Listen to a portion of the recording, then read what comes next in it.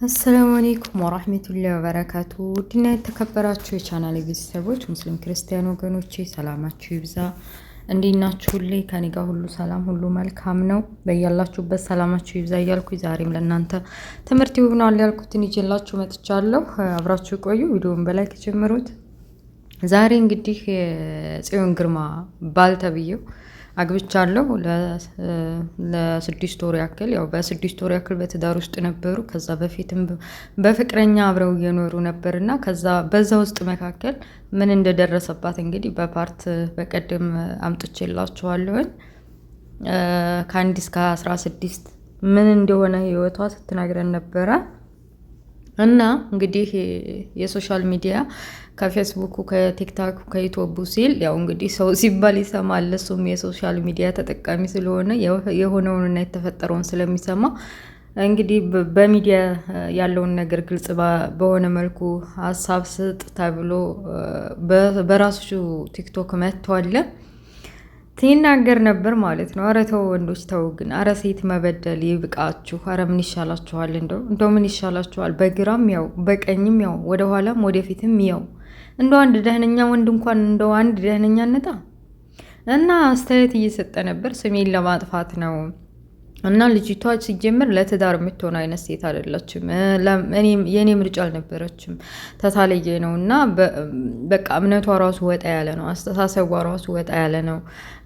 በእምነት በቃ ፈጣሪ ያለ ብላ አታምንም። ዝም ብላ በቃ እንደዚህ እንደ ውጭ ሀገሮች ይሆናል አይደል? ይሄ የሆነ ጊዜ እኮ ሀገራችን ገብቶ ነበር። ይሄ ሴት ለሴት ወንድ ለወንድ የሚባለው ስሙ ጠፍቶብኝ ነው። እንደዛ አይነት እምነት ነው ያላት።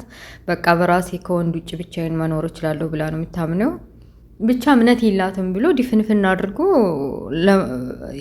ይሄ ከቅንጭላቱ እንትን ያለ መነጽር ተሸክሞ አይኔ ሁላ እያማረቀኝ ነው አሁን እኔ እና እንደዛ እያለ ነበር እና የሚያምኑ የለም ሲጀመር።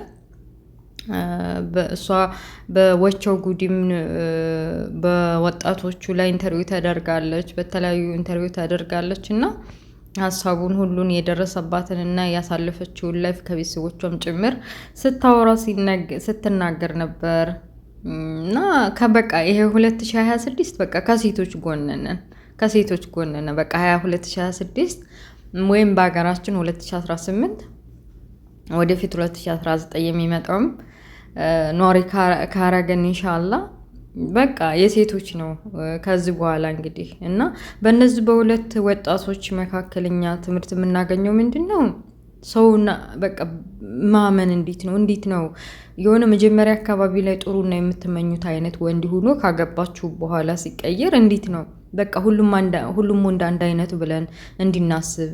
በቃ እህቶቻችን በትዳር ዙሪያም በፍቅረኛ ዙሪያም እየተሰቃዩ እየሞቱ እየተገደሉ አሲድ እየተደፋባቸው በቃ በየቲክታኩ በየነ ሀቢባ ቤት በተለይ ሰሞኑ የተመሁት በጣም በሚያስጠላ መልኩ እንደ ወንድ ልጅ ቢቀርስ በቃ ከወንድ ልጅ ርቀው ራሳቸውን ጠብቁ የሚል ታምኔል ራሱ እስከማይደረስ እና እንዴት ነው ያለንበት ዘመን? ምን ላይ ነው ያለ ነው? እንዴት ነው መኖር የሚቻለው?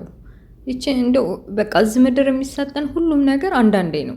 አንዳንዴ ከእናታችሁ ማፀን ትወጣላችሁ፣ ከዛ አንዴ ዳዴ እያላችሁ መቆም ትጀምራላችሁ፣ ከዛ አንዴ ወጣት ትሆናላችሁ፣ አንዴ ጎልማሳ ትሆናላችሁ፣ ከዛ አንዴ ታረጃላችሁ፣ አንዴ ትሞታላችሁ። በቃ እዚህ ምድር የሚሰጠን ነገር አንዳንዴ ነው እና ለምንድን ነው እድላችንን በጥሩ ሁኔታ ማንጠቀመው? ለምንድን ነው ይቺ ለዚህ ለአጭር እድሜ ባለን ደስተኛ ሆነን ፈጣሪን እያመሰገነን ህይወትን አጣጥመን ኑረን ሰላማዊ የሆነ ልጅ ማፍራት አይነት ጎረቤት በቃ የሆነ ደስ የሚል ላይፍ መኖር ያቃተን ምንድን ነው? ምን ቸግሮን ነው?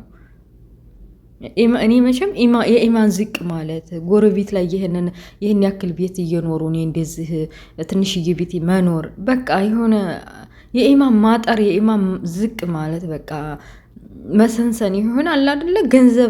የገንዘብ ፍላጎታችን፣ የብልጭልጭ ነገር ፍላጎታችን፣ የመኪና ቤት ምናምን ነገር ፍላጎታችን በሰፊው ሆኖ በቃ የሆነ ለምንድን ነው እንደዚህ አይነት ኑሮ የምንኖረው የሚለውን ነገር በማሰብ ህይወታችን ብስቅልቅሉን እናወጣለን። ወደ ኋላ ታሪክ ብናነበው የሶሃቦች ጊዜ እንዴት ነው በደረቅ ዳቦ አልነበር ህይወታቸውን የሚመሰርቱት። በተምርና በወተት ብቻ አይደል እንዴት የሚጋቡት የነበረው?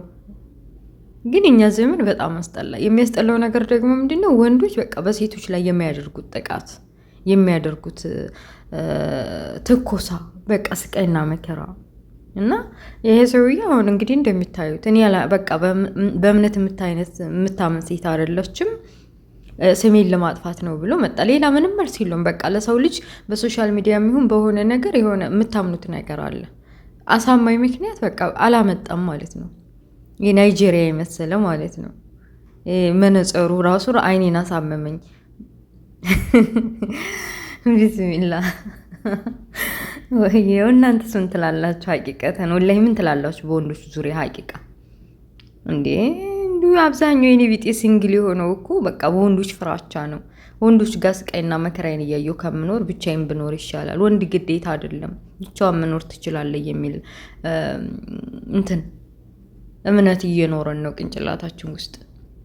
በቃ ደስተኛ አድርጎ መከታ ሆኖ ሚስቱን በቃ እያስተዳደረ ቤተሰቦቹን ቀጥ አድርጎ እያስተዳደረ በቃ ወንድ የሆነ ጠፋ። ወንድ ስላችሁ ታውቃላችሁ፣ ዝም ብሎ ወንድ ብቻ ስለሆነ አይደለም።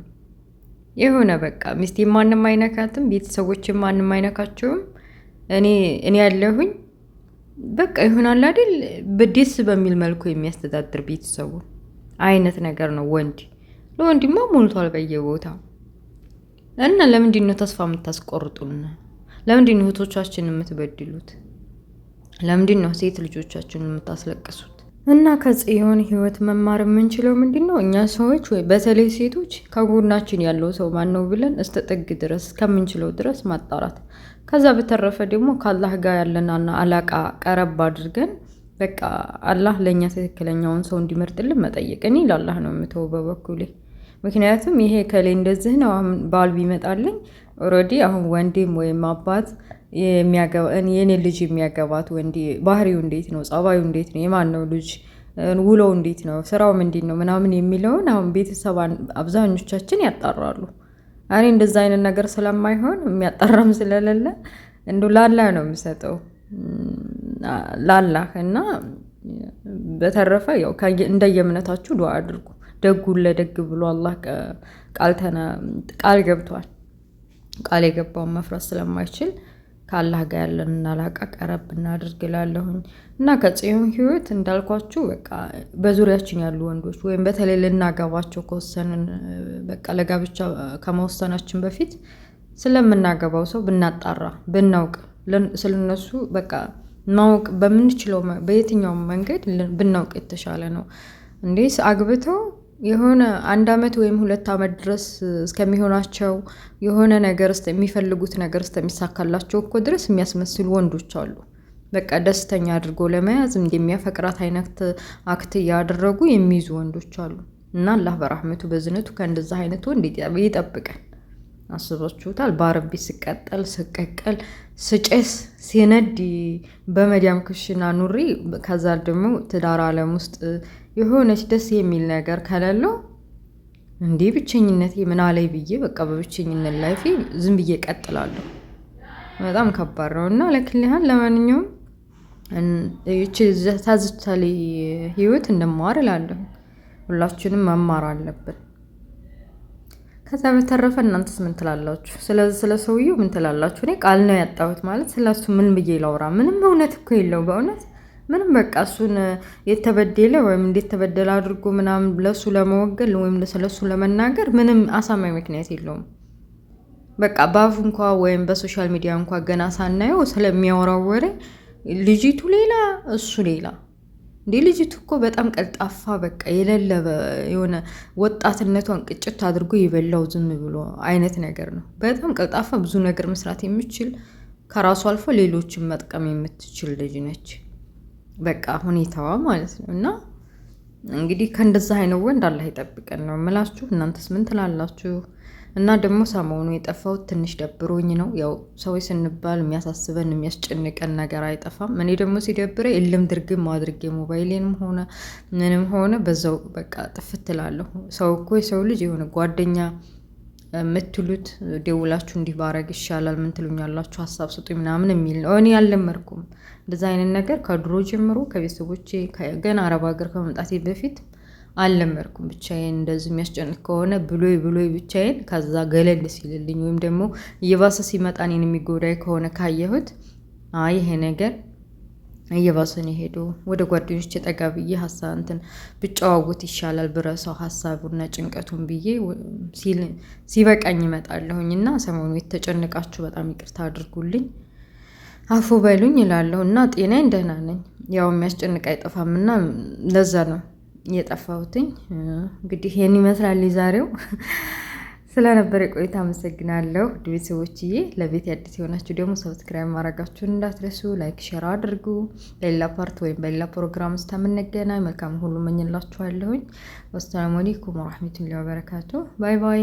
ላይክ አድርጉ፣ እሺ ሼር ማድረጋችሁ እንዳትረሱ። ባይ